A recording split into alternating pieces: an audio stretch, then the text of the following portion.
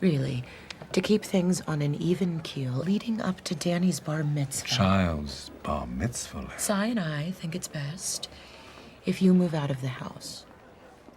Move out? Well, it makes eminent sense. Things can't continue as Move out? Where would I go? Oh, for instance, the Jolly Roger is quite livable. It's not expensive. The rooms are eminently habitable. This would allow you to visit the kids. There's convenience in its favor. You've got a pool. Wouldn't it make more sense for you to move in with Sari? Larry, you are jesting. I think really the Jolly Roger is the appropriate course of action. Don't you want somebody to love? Don't you need somebody to love? Wouldn't you love somebody to love? So the movie starts up. I'm expecting a drama in a suburban environment based on the poster. And the first thing is like in some rural country where this lady's just working in the house. And her husband comes home and is like, hey, this guy that you know helped me out with the cart and all that. And she goes, but that guy died like 3 years ago. So she comes to the conclusion that he's this possessed demon guy. And then the guy shows up. And, they have a little conversation. And then she stabs him. And then the guy's fine. He gets up and he walks out. He was a demon. And then it cuts to the movie I was expecting. A drama that takes place in an urban environment. It's the most bizarre scene. I keep trying to figure out, what does it mean? So, if anyone knows what it means, and they saw this movie, please tell me. In Minnesota in 1967, a Jewish physics professor is having tons of problems. Son's about to have his bar mitzvah, his wife wants a divorce, he's being blackmailed, tons of problems. He's about to get his tenure, and he's worried about it going away. And the whole way through, the movie is just insanity. You do not get a break. Our main character has to deal with one problem after another, and even worse, he is a super timid guy. And it feels like just everyone is trying to screw him over. And he's a really timid guy, and he goes to people for advice. He goes to his lawyer, he goes to his rabbis, and they all reinforce his timidness. He never comes out of his shell, he never becomes this big, tough guy who stands up for himself. He's this timid guy throughout the movie. And his wife is leaving him for another dude. And it's insane. And his son smokes weed, and his daughter doesn't do anything. And his loser brother is living with him and just taking up so much space and time and money. It's crazy. Point is, the guy's got a lot of problems, and not much to help him out.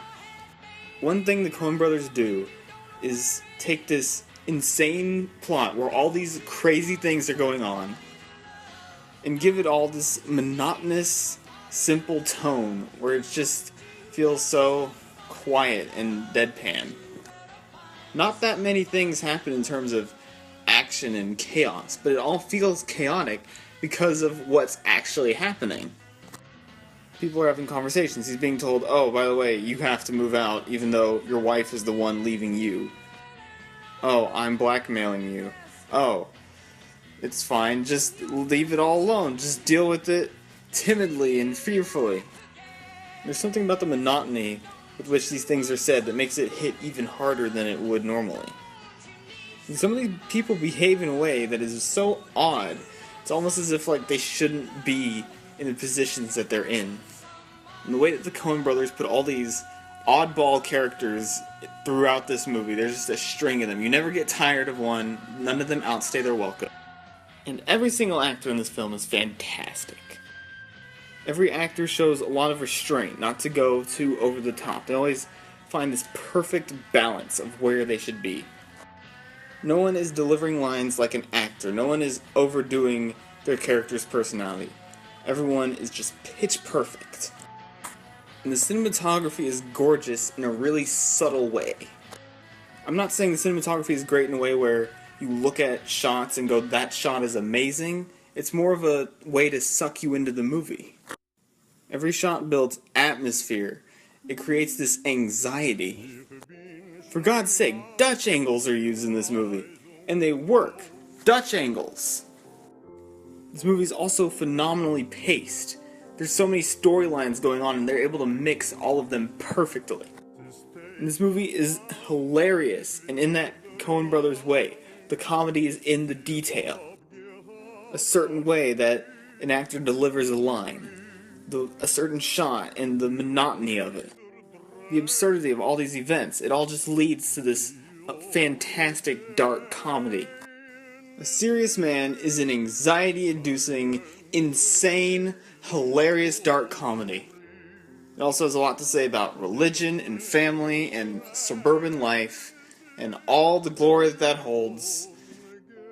I'm gonna give A Serious Man an A. Can I share something with you? Because I too have had the feeling of losing track of Hashem, which is the problem here. I too have forgotten how to see him in the world, and when that happens, you think, well, if I can't see him, he isn't there. He's gone. But that's not the case. You just need to remember how to see him. Am I right? I mean, the parking lot here. Not much to see. Huh?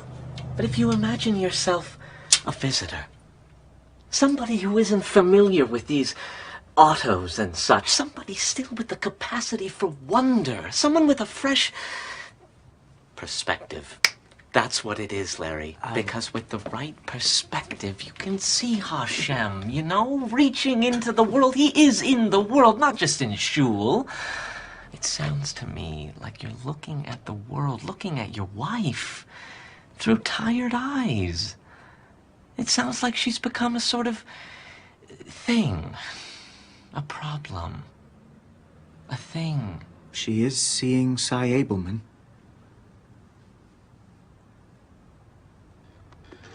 Oh. They're planning. That's why they want the get.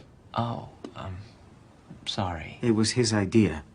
Well, they do need a get to remarry in the faith. But this is life. You have to see these things as expressions of God's will. You don't have to like it, of course. The boss isn't always right, but he's always the boss. That's right.